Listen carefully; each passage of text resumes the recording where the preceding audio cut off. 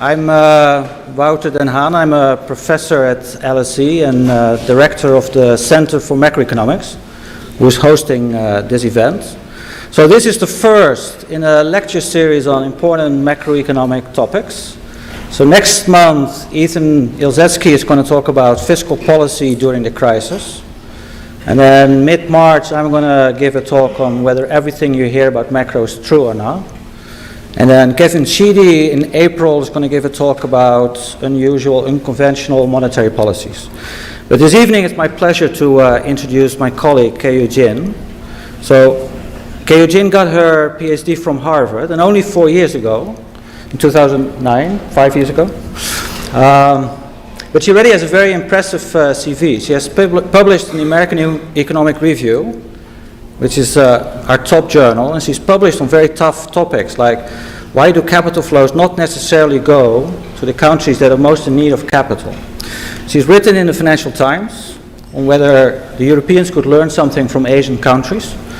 She has worked or consulted at the IMF and the World Bank and a bunch of investment banks, and so we're very privileged that Keiyu Jin is going to open the lecture series, and she's going to talk about China's economic transformation, myths and realities. So she's going to talk for roughly 40 minutes. So after that, you're going to get a chance to ask questions. Please turn off your mobile phone. But if you want to Twitter, then you can, and the hashtag is LSE Macro. Thanks.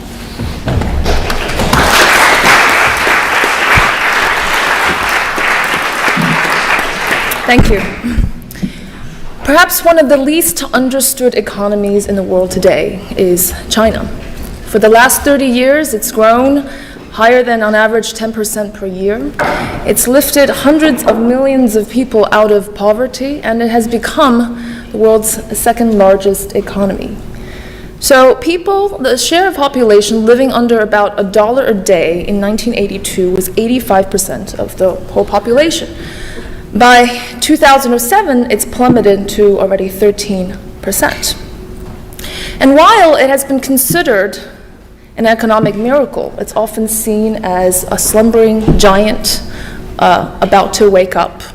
And while people fear China's rise, people also fret about a China growth slowdown. The world has challenged China's economic policies, sometimes controversial, and there are ramifications in the world, including exchange rate manipulations, capital controls, unintended government policies, and buying up Europe and the US. China has also flooded the world markets with cheap capital and cheap labor, exporting cheap goods around the world. And it has often been accused as providing the backdrop for the recent financial crisis by bringing massive amount of liquidity, lowering the global interest rate. So how do we see China in the global economy, the role it has played, and the role it will continue to play in the future? But in order to understand that, we first must turn to China itself. And because China has garnered so much attention in the media, in the press, etc., there has also been a lot of myths and misunderstandings and misconceptions about China's economic structure.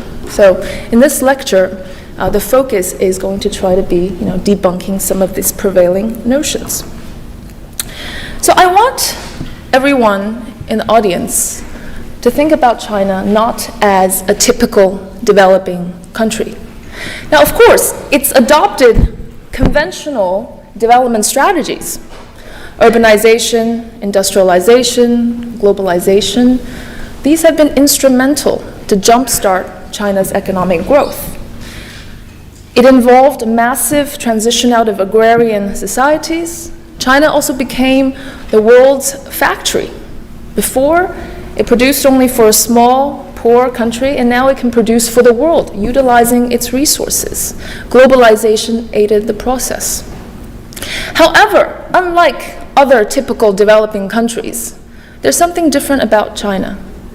And one of the most powerful policy tools it has, and it will continue to have, is precisely reform. Okay? Reform is China's second revolution, said our great leader Deng Xiaoping. It's probably, to be precise, our only great revolution. But reform has been a powerful tool, as we will see, as an underlying source of growth. And it is kind of the answer to why and how China's growth can be sustained. So the magic word is reform when thinking about China's growth process. Because let's not forget the historical context when China began its economic development in the late 1970s. It was a centrally planned economy, and by definition, distortion-ridden. So the process of reform entailed gradual removals of distortions, because unlike the ex-Soviet bloc, it chose to adopt a gradualistic transition process towards the market economy. And there's still many distortions left going forward. There are many distortions yet to be removed. So China took a gradualistic approach. It started from the 1980s, where the government said, well, let's try it out. Okay? So the experimentation started with special economic zones. In the early 1980s, there were only 4 of them. They received special industrial policies. They welcomed foreign capital, foreign trade. By mid-1980s, 4 became 14. By early 1990s, the coastal cities, which were the special economic zones, expanded inland. And studies have found that introducing a special economic zone into a city has over time increased GDP per capita of that city by 20%. So the special economic zones worked. In the 1990s, reforms were characterized by a massive wave of privatization, in particular, the privatization of state-owned enterprises. So, inefficient entities of the state-owned enterprises were either driven out, restructured, or completely shut down. They were privatized, or they formed joint ventures with foreign companies. So, as you will see, this kind of reform process of transition, of reallocation of resources from inefficient areas to efficient areas, from state-owned to private sector firms, was a major underlying source of growth. And of course, with China, you can experiment with anything. So in 1992, the Shanghai stock market reopened for the first time, and Deng Xiaoping said, well, let's just give it a try, because if it doesn't work, we can always just shut it down. So, with these successful experimentations, reform continued and deepened. By the mid-1990s, GDP growth has slowed down, has stagnated. What was the answer to that? Further reform. So the next wave of reforms in the 2000s were increasing globalization, trade liberalization. 2001, China joined the WTO. At the same time, we saw growth pick up. It rekindled growth. It led to concurrently massive amount of current account surplus, trade surplus, FDI, foreign investment, and all of that. So reform, as you can see, what I'm trying to get at is that reform is a very powerful tool for the stimulus of growth, unlike many other developing countries.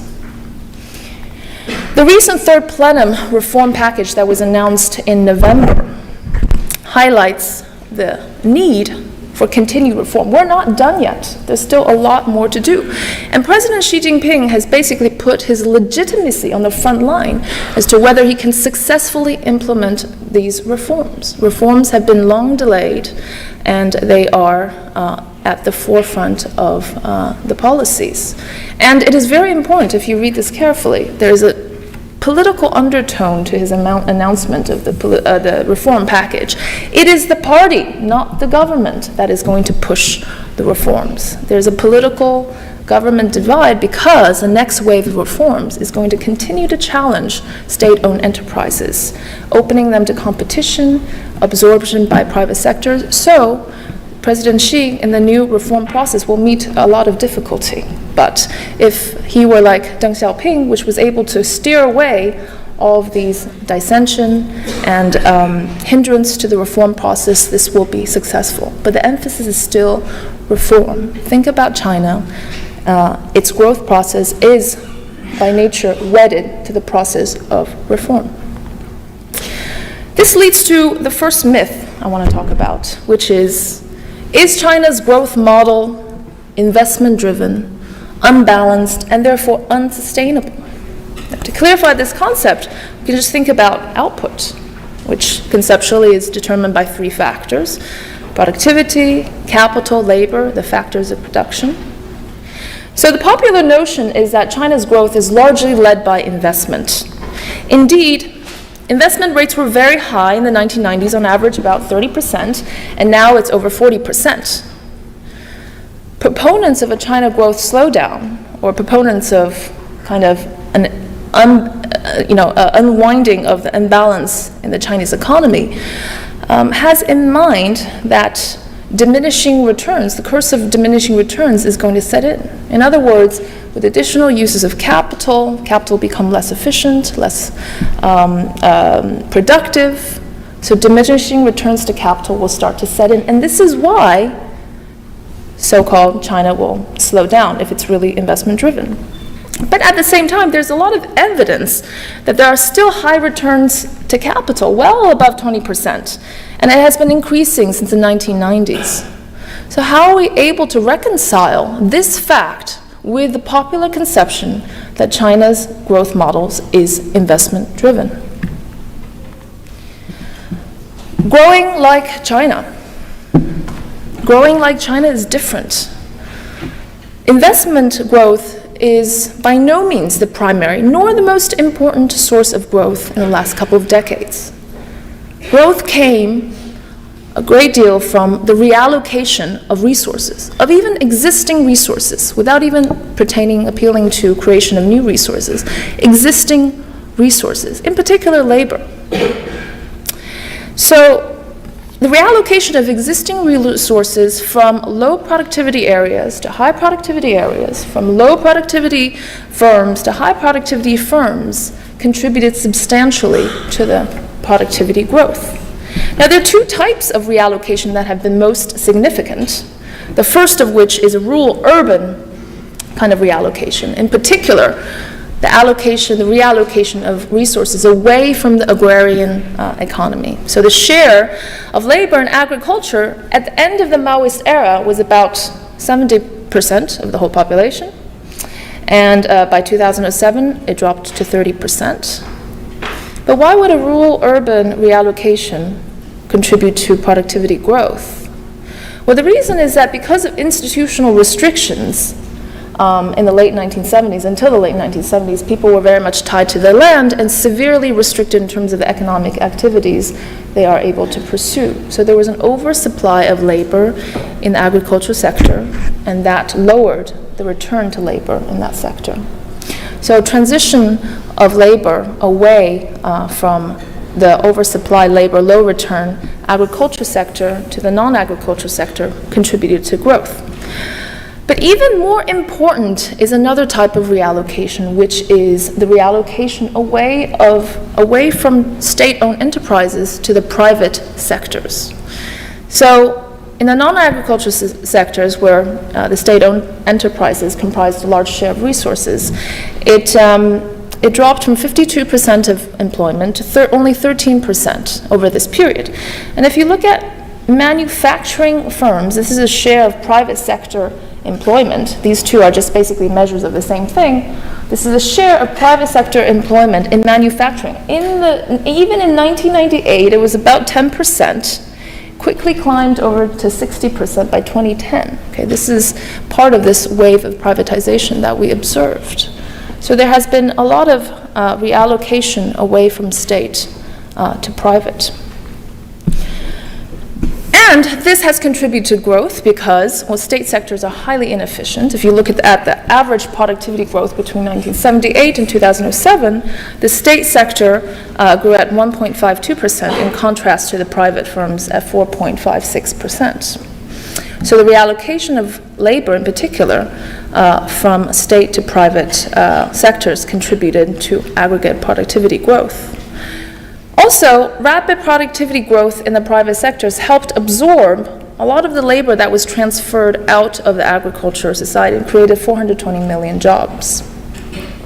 Now let's do a counterfactual exercise. Let's imagine that had the private sector not grown at all, then calculations say that GDP per capita would have been, on average, 3.79% lower annually, okay, of the 10% on average that have grown, absent private sector productivity growth. And also, people have shown that the gains to this reallocation of resources would have been much higher had there not been such a severe misallocation of capital. So what I mean by this is, we talked a lot about allocation of labor across sectors and across firms, but one of the constraining factors is that capital did not reallocate as swiftly and as efficiently as labor, because we know that state-owned enterprises have cheap access to capital, and private firms were highly constrained in terms of acquiring that capital. So had these high productivity private firms been able to access capital, had the capital also been swiftly reallocated across sectors, then the gains would be much larger. And in absence of any new capital formation or investment, it's shown that GDP, China would have grown just as fast if capital were able to reallocate efficiently. So this leads to the next big thing, the next big impetus to growth. Is China's growth over? The answer is absolutely not, because there's still significant misallocation of capital. An example is looking at the state share of investment in the non-agriculture sectors. So the employment share by the end of 2000s were only 13%, and its contribution to GDP is less than 30%, but its investment share is 53%.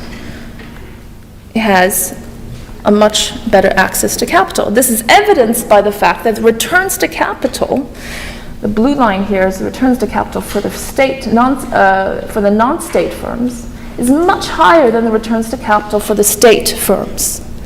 It's also evidenced by the high capital labor ratio of the state compared to the non-state. So the returns to capital were particularly high because capital was not able to easily go into these private sectors. Firm credit constraint is still very much a big deal. So with the reallocation of capital plus the reallocation of labor, there is still much more growth to come. So the next big thing is winnowing distortions that better reallocate capital across sectors and across firms can lead to significant GDP growth.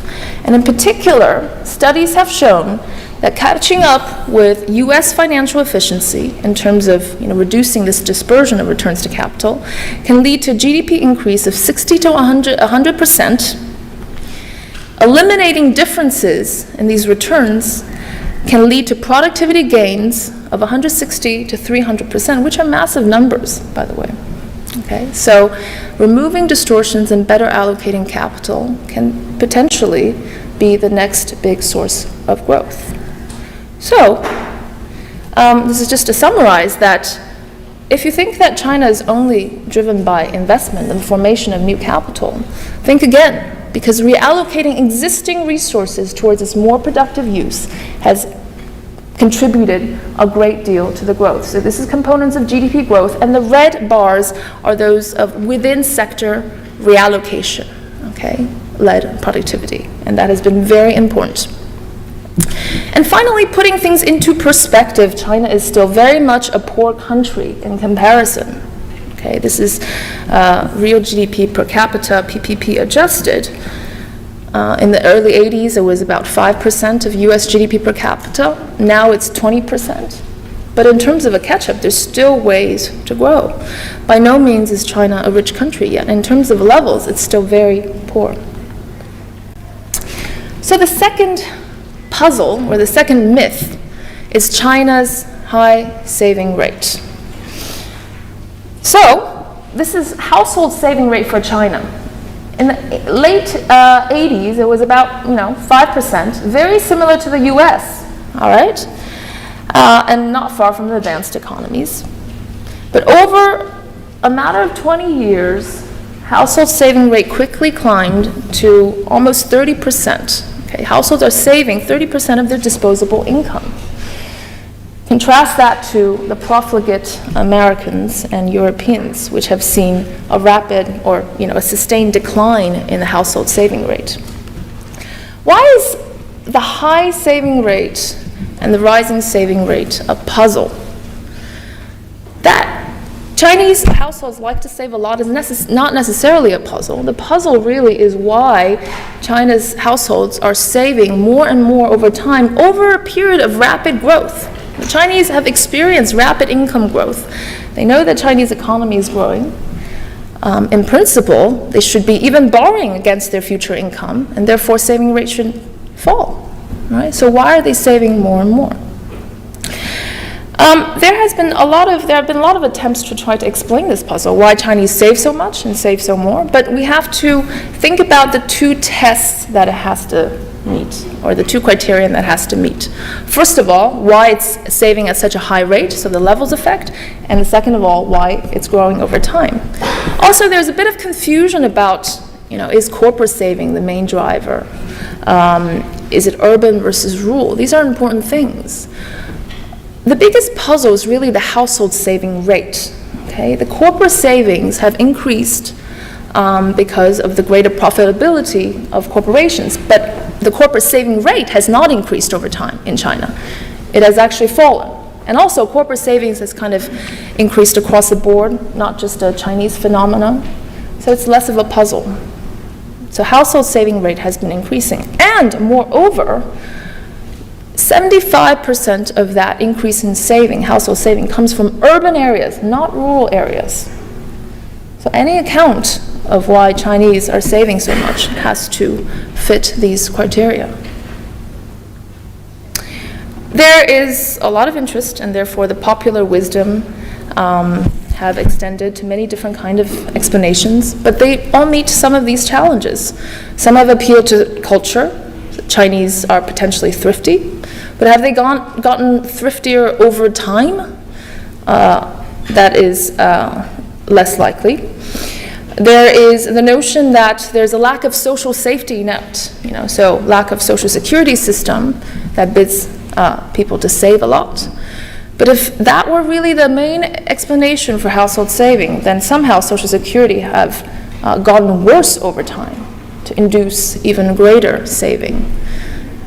Uncertainty during the transition process, where a lot of people were transitioning out of the state sectors into the private sectors, losing their jobs, have been considered to cause precautionary saving for a rainy day. But has uncertainty gotten worse over time in the last 20 years? This is highly unlikely. These are the popular wisdoms, and they are not met without challenges. But two of my favorite examples, or to my favorite explanation, has nothing to do with economics, ironically enough. The first one is a gender imbalance. So there's a large difference between the birth of males to females. So by 2010 or 2008, for every 100 girls, there were roughly about 120 men, 120 boys. Okay, so there's a large gender imbalance. And you might wonder why a sex imbalance could lead to changes in saving behavior. Well, this is no country for young men. Okay. Marriage has just gotten ever so competitive. And for matters of matrimony, we can always turn to Jane Austen for an answer. If she lived to today, she would have certainly revised her opening statement in Pride and Prejudice and said that it is a universally acknowledged truth that every man in search of a wife must be in possession of a house and a car, and hence, competitive saving motive. Not only do you want to save more in order to secure or raise your eligibility, your parents, your entire household are going to save on your behalf. One rural survey asked what are the primary reasons for saving motives in households. Marriage ranks among the top 3. So this is the aggregate gender imbalance, sex ratio, and the aggregate private saving rate, and there's surprisingly, a very clean correlation. But also across provinces where the local gender ratio is higher, there's higher saving rate. We also know that households with boys save more than households with girls. So the competitive marriage saving motive has induced households to save on behalf of the sons, and even more so, there's a spillover effect, right, because of the competitive notion of that. But not to worry, this is unlikely going to be a sustainable reason for China's high saving rate, because the Chinese men have found a solution.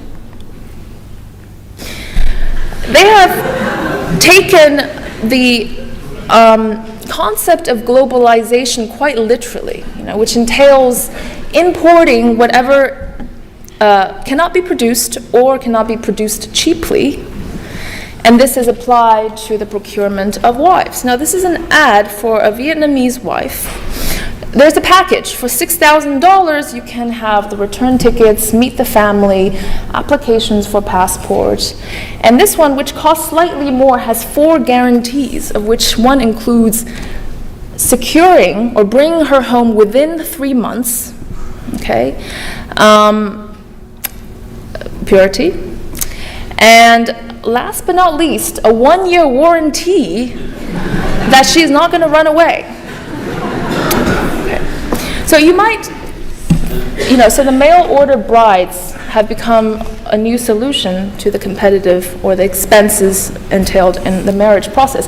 You might laugh, but this is actually quite factual. In certain parts of Taiwan, with severe local gender imbalances, 50% of the men have imported wives. This is happening in Korea, Singapore, and also is happening in China.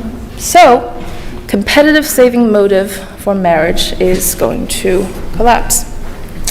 Now, second explanation, which also has nothing to do with economics per se, is one of China's most controversial policies, which is the one-child policy. We are of the one-child policy generation.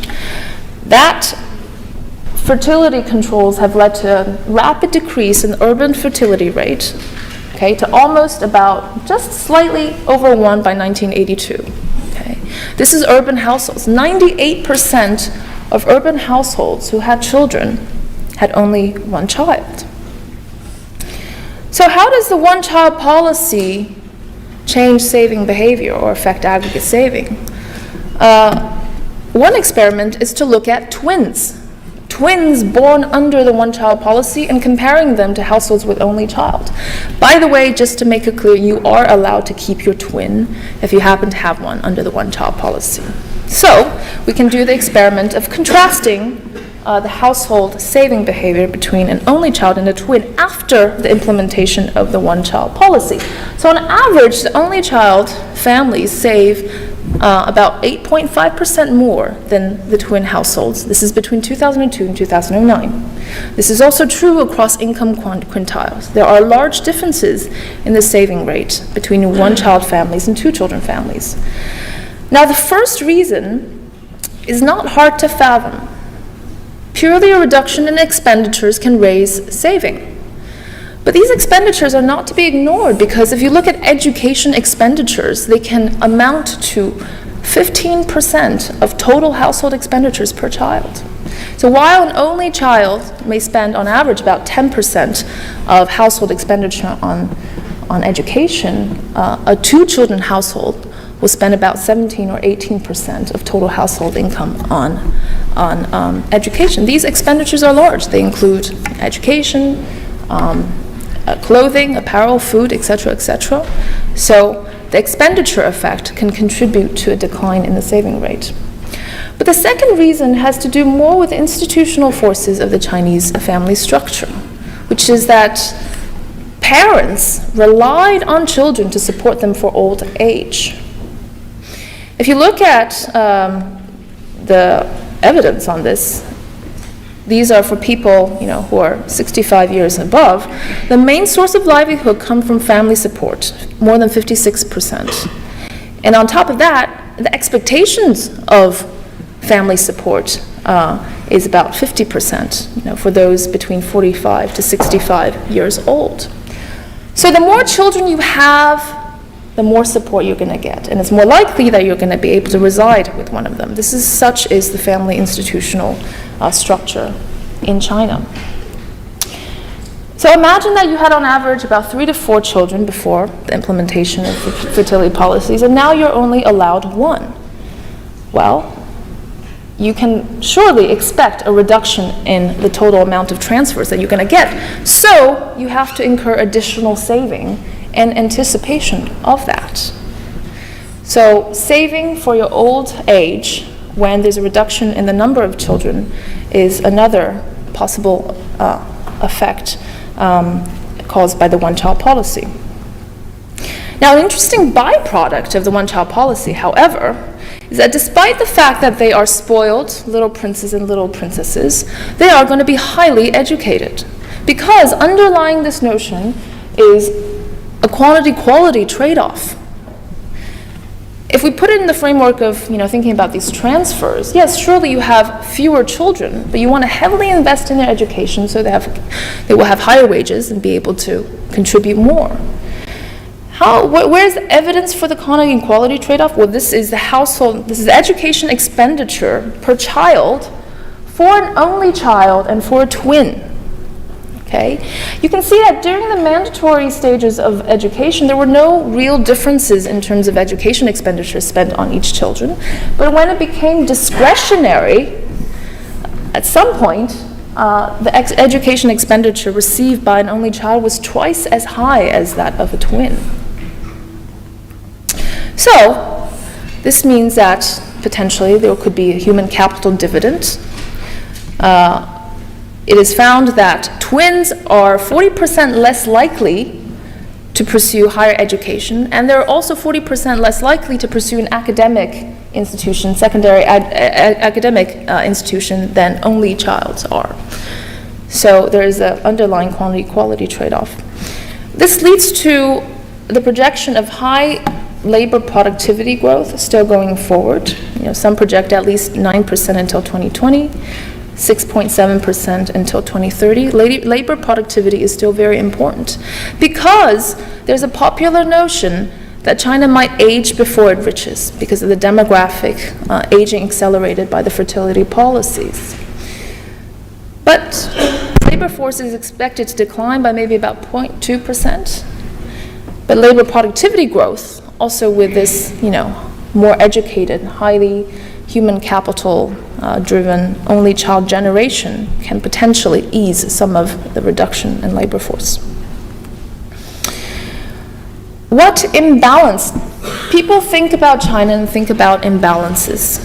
And the greatest imbalance that has been put forth has been this imbalance between consumption, saving, and exports. China exports too much, consumes too little. This kind of imbalance is unsustainable. But perhaps the fundamental driver of this imbalance is an imbalance between governments and households. The two policies, unconventional and slightly controversial policies that have led to this great imbalance is what I call wage suppression and financial repression. So if you look at wages in manufacturing, they grew at on average about 7.6%, compared to labor productivity growth in manufacturing, which was on average 17% between 1997 and 2008, and real GDP per capita growth, which was over 10%. So wage growth has really lagged behind. Wages were suppressed. That led to significant declines in the labor share. Financial repression. You have to know that most of Chinese household saving go into bank deposits. But they were earning very, very low rates of deposit rate returns. Okay, so while there has been a pickup of inflation recently. So many years they were earning negative real returns on their saving. On average, they were earning about 0. So this kind of financial repression and wage suppression led to banks becoming more profitable. It is subsidizing corporations because of their cheap access to credit, and most of these corporations or state-owned enterprises, and hence a large transfer of wealth from households to government. This, in my view, is the biggest source of global imbalances, and is probably one of the main drivers for why China's consumption is so low. So when we think about China in the global economy and whether it can help with global imbalances by adjusting the exchange rate, well, let's search deeper for some fundamental sources of imbalances. Exchange rates itself might not be the answer. So finally, putting all this together, everything that I've said, all the myths I have talked about, has an influence on the global economy by definition, because China has now become a large, open economy, and everything it does will affect the world economy. So concurrently, while China has grown so fast and integrated in the world economy since 1990, we have observed three remarkable trends in the global economy. The first is a saving divergence. I've shown you this. This is household savings, but also for private savings, where savings have gone up in China, and saving rate has declined in the US and OECD economies. There has been a sustained decline in global interest rates over this period. Okay. And how much of that is driven by China, by the massive, kind of contribution of saving to the global economy? How much did that contribute to the decline in global interest rates is still indeed an open question. At the same time, over this period of fast growth in China and integration, there has been global imbalances. Despite the fact that investment rates have been so high in China, savings have been even higher, leading to a net capital outflow, a current account surplus that has increased over the last 10, 15 years. So China is exporting capital to the rest of the world, in contrast to the US, which has been running a larger and larger current account deficit. So these macroeconomic facts in the global economy combined together, considered together, how much of that is due to the incoming of China? We believe that there is quite a bit of story, the China story there. So, looking into the future, if I were to put it above and beyond what we have said about reallocating capital, removing distortions, etc., perhaps we can think about China as moving away from a cheap labor model to a cheap capital model. So if we think about historical analogies in a global economy, this is not the first time that a rising country has seen such large increases in current account surplus, amassed a great amount of wealth. We've seen it during the first wave of globalization. This country had run a large current account surplus, exporting capital to developing countries like in Latin America. It's the case for the US as well. For a long period of time, it has amassed massive amounts of external wealth, ran large current account surpluses. And in Japan, since 1960, it's run a current account surplus and never looked back. But the experience of these countries with their net external imbalances have been very different. The UK and the US globalized. It utilized this golden opportunity of accumulating massive amount of wealth to internationalize, creating global capital markets, internationalizing their currency, in contrast to the experience of Japan, which was relatively closed, did not internationalize, leading to assets bottled inside. Now, which path is China going to take? I think that part of the recent reform package and the reform direction is very much about continuing to open up. Hence, the experiment of the Shanghai Free Trade Zone, basically introducing Hong Kong into the mainland. Everything that Hong Kong can do, you can do in Shanghai. This is, again, part of the experiment, right? So making Shanghai a global capital city so that Chinese citizens don't just have to put their savings into bank deposits or housing, but they can buy stocks of their favorite brands, Starbucks, Coca-Cola, things like that. So internationalizing and moving towards a cheap capital model is potentially a direction to go. Reform is a continued process. Like I said in the beginning, it is going to be the source of political legitimacy for the new regime. Their political legitimacy rests not only on the design of a seemingly very comprehensive reform package, but also on its implementation. This is what we're going to see in the next 10 to 15 years. And the reform package has also emphasized a redistribution of wealth away from government back into households. It has been explicitly stated in the reform package. But let's not forget that one remaining challenge is intellectual property rights. Now, if China still wants to attract global capital, and especially global technology, which is an important source of future growth, it has to respect intellectual property. Now, this is a golf course outside of Beijing, which is a one-to-one replica of the Chateau Lafite in Bordeaux. And the name is the Zhang Lafite Chateau with a double F and double T. Now, by no means is this an exception, because one of the wealthiest businessmen in China, his home residence is an exact replica to the White House. So, I think conceptually, the Chinese have got to recognize that intellectual property is very important, and in order to continue this highly desirable factor, which is technological growth and technological import from foreign countries, some things fundamentally has to change. But in the end, what am I most concerned about if we think about the challenges that face China today? It's neither economic nor political. It is social. And it is not a social turmoil, an Arab Spring in China, a Jasmine Revolution, no. It's rather social decay. Destruction of meritocracy, for one, which has been bedrock to the Chinese society for thousands of years. It is admittedly one of the sustaining factors for thousands of years of feudalism. An erosion of Confucian values and the disruption of the social and family fabric. Now, many of people in this audience will understand exactly what I mean, because we all know that corruption is at every stratum of society, not just of the government. To this, I attribute three proximate factors, roughly, which is the lack of a legal constraint, because the legal infrastructure is not very developed, nor religious restraint, nor moral responsibilities.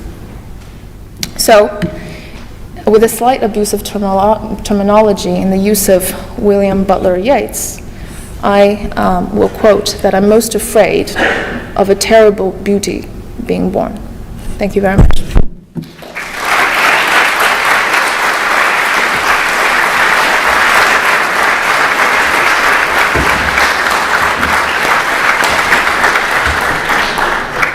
So we would like to give you the opportunity to ask Keiyu some questions. To maximize the number of questions, please limit yourself to one question and try to be concise.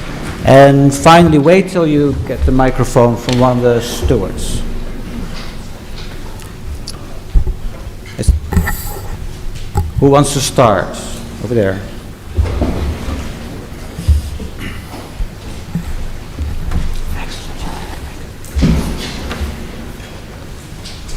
Hello, my name is Alijan. I'm a student at King's College War Studies. Thank you for this insightful presentation. I really enjoyed. But I have my doubts about the role of culture in economy.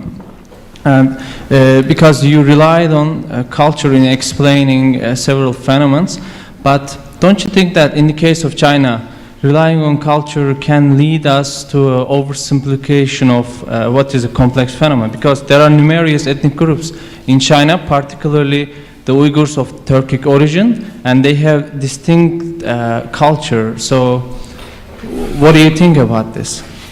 I have to say I absolutely agree with you. Culture, I don't think, is the primary explanation for much of China's growth and the puzzling phenomenon that we have seen, because culture is a slow-moving factor, and that hasn't changed so much. So when I was explaining why Chinese saving rate is so high, I was actually deliberately trying to stay away from any appeal to culture as an explanation. So I think that because we observe change, a rapid change, and culture hasn't changed that quickly, that I would tend to agree with you that we rather steer away from that explanation, hence the study of economics. Now, of course, anthropologists would have other interesting ideas.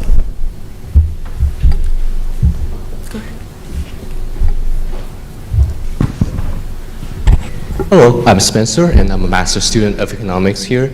And I actually went to your class last year for the international economics. So I have to say sorry because I have really a tough question for you. Well, It's welcome. Okay, so in your slides, what you're saying is that you're worrying about more of the social dimension of China's development rather than the economic and the political. But I will say that the social decay or social turmoil are essentially byproduct of China's political institutions. And as what you're saying is that reform is the key word for Chinese economy's growth. Well, I will say that right now, reform has been highly captured or manipulated or hijacked by interest groups in China. And they are very smart. They're using their understanding of political systems, and they have a lot of political connections across the party, across the state-owned enterprises, and across the military. So the question is, in order to have reform to be effective, we should not assume like a social planner that's going to do what the societies are doing the best. What happened if there's a small segment of a society that they're trying to gain a larger share of the pie in the economy. And these are the interest groups, and these are people are doing what exactly they're doing. So I wish to ask you this question, that how would you comment on the political aspect of China's reform, and how is that going to pose a challenge for its future dynamic? Thank you. Okay, to cut to the relevant part of this, I would say that the political government understands very well, like I was saying in the beginning, that its political legitimacy rests on the implementation of reforms, which has to be, beneficial for everyone else, not just the elitist. So these politicians are highly competent. They understand that this precise problem. So Xi Jinping sees himself almost as a new Deng Xiaoping, trying to start this wave of reforms in order to sustain the next decades of political support.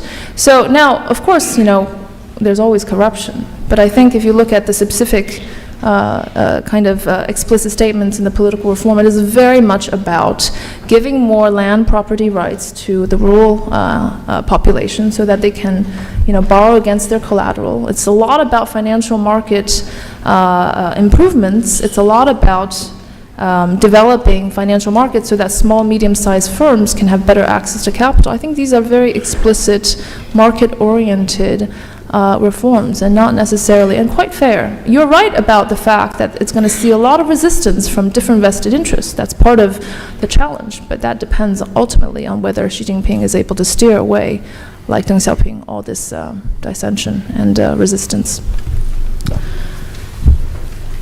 Yes? Go ahead.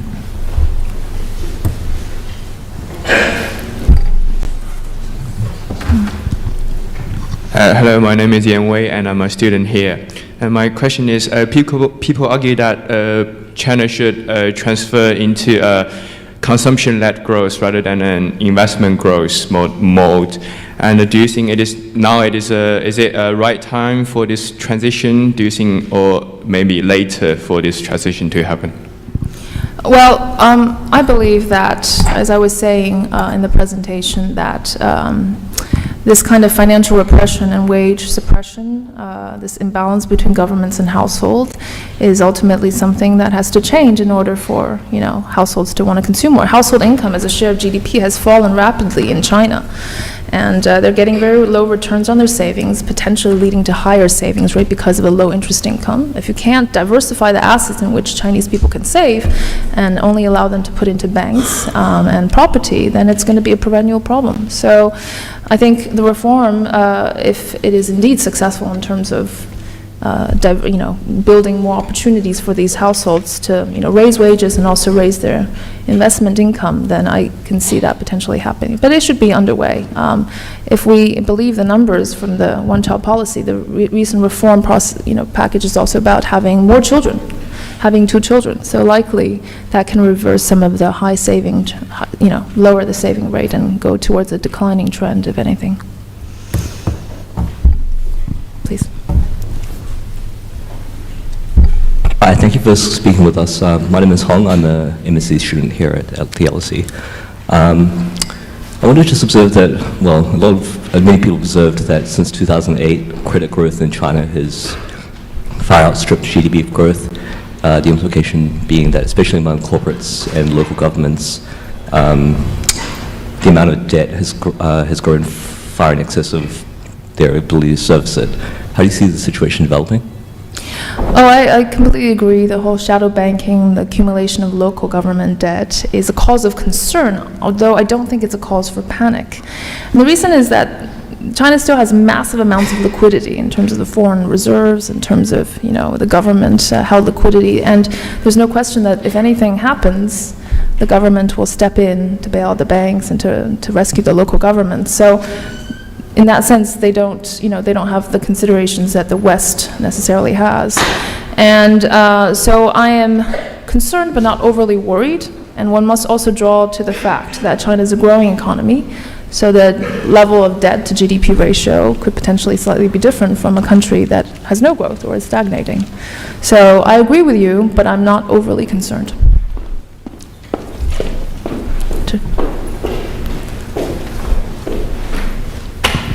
You talk on your last slide of some of the consequences of continued growth internally for China. What do you think some of the consequences are geopolitically for the rest of the world, especially in China's relationship with Japan, Russia, the US? Yes, I mean, this is a challenging question because anything I say would probably be seen as having a biased view. But I would say that of all the challenges I see, it's not what China is going to do to other countries, but rather what China is going to do to itself in terms of the social decay. Now, if I bring us back to history a little bit, China was many times conquested by peripheral areas. They called barbarians, but they were militarily much more powerful. Ultimately, it was always absorbed culturally by the Chinese because of the cultural preeminence. And the Chinese have never really had a tradition of foreign aggression. Instead, they collect, they institute kind of tribute systems with the Southeast Asian countries and peripheral areas to establish this kind of superiority. But in terms of, militarily conquesting them, we don't see many, instances. So, to be very honest, I think tension with Japan is certainly a cause of concern. But if you were to ask me whether China is going to, exploit its economic rise to be more militarily aggressive, I would say I don't think so. Yes. Teresa Puska, HM Treasury. Basically, I found the fact that you said you don't really fear an Arab Spring in China quite fascinating, because I guess there's this economic argument that once growth slows, as we've seen in China recently, people become more aware of social circumstances. So how are they going to tackle that? Are they going to reform the political system, or how do you see that happening? Right, absolutely. So when they see growth slowing down, that is a cause for concern for the government, which is exactly linking back to my initial argument, why they want to deepen reforms. And the Chinese people, if you have asked them, they've expected a series of reforms which have long been delayed in the last 10 years or so. And so the announcement of the reform package in really quite vast areas and quite deep has been a source of comfort to the people. Now, next thing is about implementation. If they're successfully going to be able to implement these reforms, then I think China's Communist Party at least is safe for 10 years. Now, after that, no one knows. But it's important to realize that the government, the Communist Party, is a self-evolving entity. People mistakenly think that it's still the same over the 20 years. It's changed a great deal. It's changed to circumstances. It is actually very flexible. So it will adapt to new environments, but I think the question of whether it will be substituted by something else is too early, although that question might arrive after 10 years. Yes.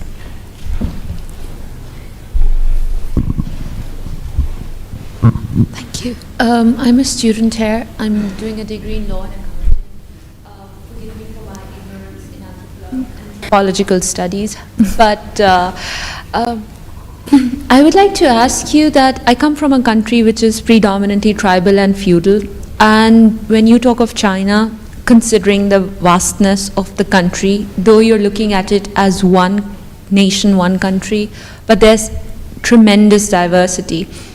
How does this impact the mindset of the people? Though in your concluding points you do write that there are certain factors for which you say that yes, there's a religious restraint or a moral responsibility.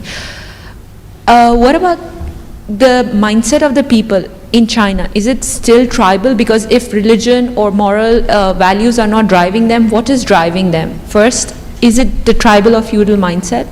And as a consequence of this, the impact on the governance of the country, are the values of the Communist Party driving the future of the country? Or is that where the country is headed, or that's the unification force, as perhaps Chairman Mao had tried to do so? Is it still the path dependence coming into the future? Sorry, thank you. The problem exactly that is there is no driving force.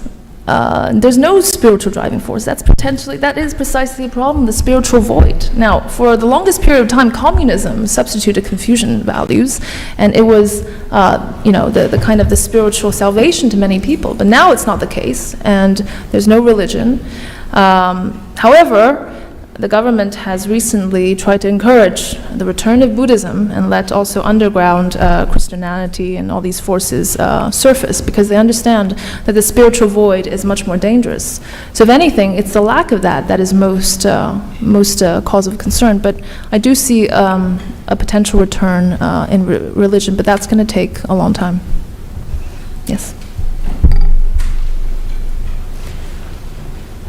Hi. So during your talk, you stressed this central role of reforms. Now, the question I find very interesting is what we can learn, what other countries may potentially learn from this experience of doing reforms. And it seems that you're also stressing the central role of the state in pushing those reforms, and you mentioned that the state is very capable. Now, how much do you think is due to this unique combination that the states, for some reason, has the incentives to actually generate economic activity and development? So is there anything other countries can learn when they don't have these type of institutions set up? Tough questions, tough to extrapolate from, one experience, but I certainly think in the beginning, parts of development, especially like China, the centralization, the central government was critical. That they jump-started investment in infrastructure, they built cities, everything was much more efficient and fast. And to push through reform package, you need a highly concentrated, government. And so I think that centralization was important, especially in a country which needed to reform, to remove distortions, to steer that on track. You can't be fighting about what to do all the time. So, yes. For about 3 to 4 years now, people have been talking about a hard landing in China, but numbers have grown like clockwork. Every time industrial production, retail sales come out, they keep going at a constant pace. Mm-hmm. So, if you look at reality on the ground, can any of these numbers be trusted? Second question is that the new Politburo seems to be more open to taking hard decisions, maybe engineering a slowdown so that some of the imbalances built over the years can be wound down. But as they try to engineer this slowdown, can we expect China to grow sub 7%, say, for the next 5 years, as some of these imbalances are done away with? You've pointed out an absolutely correct statement, which is part of the growth slowdown, or even most of it, is deliberate. It's the government intention to lower it to 7.5% approximately. If it wanted to grow faster, it could. But the government believes that there's an underlying potential imbalance, but more about, resources being absorbed by inefficient parts of the economy. When growth is too fast, you tend to not drive out to the inefficient firms. So I think in that sense it is true. I think there's too much of a worry about statistics in China and Chinese government, because ultimately the Chinese government also has to know what's going on. And who are you lying to by fabricating these results all the time? But anyways, there are now multiple sources of data that you can back check. And so we've worked with multiple sources of household level data and cross-checked, and they seem pretty close. So I think intellectual honesty, if you will, is a trend going forward.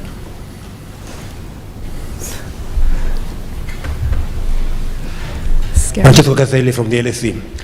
I was really interested in your comments about the risk to the spiritual well-being of the population from this growth and development and this erosion of some of the traditional values. But isn't the biggest threat to spiritual well-being to have a model where there is a government on top, which is extremely paternalistic, and to whom we look up to for decisions about where to take the country, like little children who have to rely on the wisdom of the people at the top?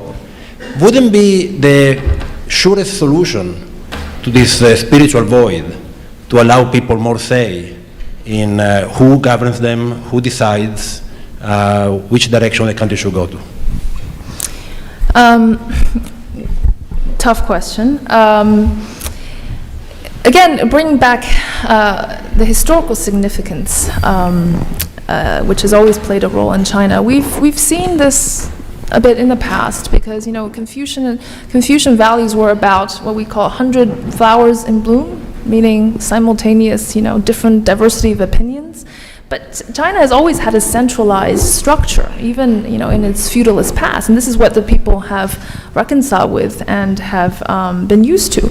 But the reason I emphasize meritocracy was that I think that was kind of the central reason why the feudalist society and this kind of structures were able to last, because despite the fact that it was a highly centralized system, it was through meritocracy that some of these key advisors were selected. And there are so many examples of people coming from very, very poor countries, very poor families, very famous generals, advisors, etc., that rose to the top and became advisors.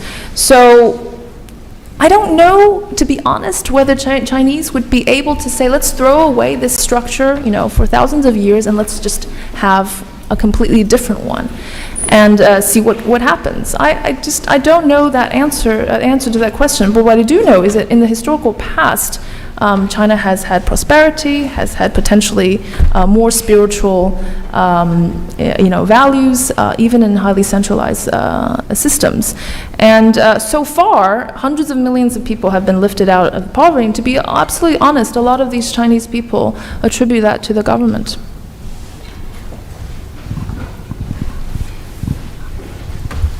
Dr. Jin, viewed from America, for example, China is regarded as a very obviously important commercial partner, but one that's not necessarily trusted. Huawei doesn't get access. You go to Washington, there's some fear of China there. Viewed from Europe, it's viewed as difficult to access, very incredibly important to develop. But do you envisage a future where China could think about other countries in terms of allies? Do you think it could have a foreign policy that could be more meaningful than a commercial relationship? Or as a result of what you said in terms of its potential, do you see it still somewhat inward-looking and dealing with the rest of the world as part of a purely economic solution to its problems? Great, thank you for your question. I absolutely think so. The problem is that China is on a very steep learning curve. It's never quite been forced to take a responsible international role until today, and it's learning very much how to deal with countries in Africa, with the US and Europe and other developing countries and emerging countries. So I think, and also China has this intention to establish more relationships within the region, but also forge a stronger relationship, especially with other emerging countries. But it is on the learning curve. I mean, the kind of horror stories that we tell about China going to Africa, what it's doing, part of it is just sheer ignorance, sheer lack of awareness of other people's customs and traditions. And this notion can be applied to the issue of diplomacy as well. China was a very nationalistic, inward-looking country. It has to accustom itself to the greater kind of international balance. But I think the Chinese learn very quickly. So I think it is very much in the future about establishing a more harmonious and more trustworthy international role. Yes, please. China's growth has been fantastic. Even if you take recent 7.5% growth, is very good. But somehow the GDP growth is not translating into shareholder returns. Is it because of lack of good governance in the companies, or is it some other some other factors that are causing that? Because if you take last 10 years, China markets have been stagnant, whereas GDP has been fantastic.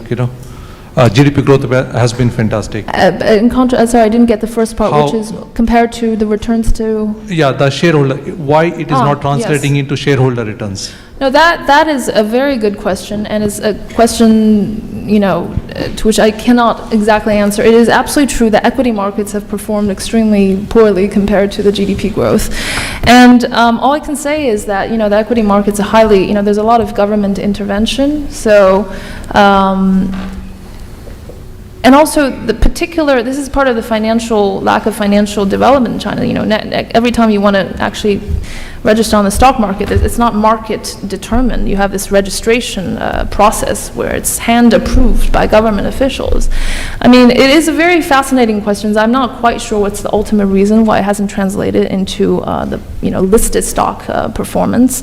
But that's part of the reforms. Part of this reform package is about improving the stock market and also liberalizing this registration process. So we'll see. Further there. Felipe Lecicon, thanks very much for your wonderful presentation. So you basically said that the growth in China is reform driven. So I was wondering if you saw also diminishing marginal returns to reform. I'm saying this because it's very easy to fix like huge misallocations, such as like from the urban to the rural transformation. But once you get to the second generation reforms, don't you see that maybe running out of mileage? And I said so in comparison to other regions. Like if you look at Latin America, it's not like there weren't reforms, but it's like that these reforms weren't particularly successful in raising growth. Mm-hmm. Yes, excellent. Well, reforms are not endless, but China is being propelled towards more of the production possibility frontier by removing these distortions. I've highlighted a few reasons why I think that reforms have to continue, and there are a lot of inefficiencies, especially in the financial markets. In particular, we don't really even have a corporate bond market, for example. So there's quite a way to go, but it's definitely true that it's not going to be forever. But I think the fact that it's been transitioning out of a centrally planned economy makes it by definition very different from, the reforms that are implemented in Latin America. One more question. One last one. Sorry, Dr. Jin, thank you for that fascinating lecture. I see your slide is titled "A Terrible Beauty is Born." My question to you is, shouldn't it say, "A wonderful beauty is aging"? And I deeply worry about the aging population in China, and that China doesn't have the mechanisms in place to really look after what's going to be a medical and a support nightmare. What are your thoughts on that? I am, unlike popular, conventional wisdom, less concerned about the demographic issues regarding aging. I think that during one generation, because of the one-child policy, there has been a smaller share of the young people, but that is quickly reversing because of the two-children policy. There's been a lot of Social Security reforms, and in particular, I think that what I was emphasizing is that should labor productivity still continue to grow, it can at least offset some of the potential reduction in the labor force. But all of it depends on its sustainability of growth, in the next couple decades. But I think the aging population composition of that is going to be ameliorated by the fact that children are, now we allow for 2 children, and we can see some immediate effects of that in reversal. But I would say that it is slightly worrying, but I would emphasize again the factors that I've talked about in terms of human capital accumulation, in terms of these new children policies, to think that it might not be as bad as people think. Well, I'd like to thank you all for coming to the LSE, and let us all thank KU one more time for an insightful and fascinating meeting.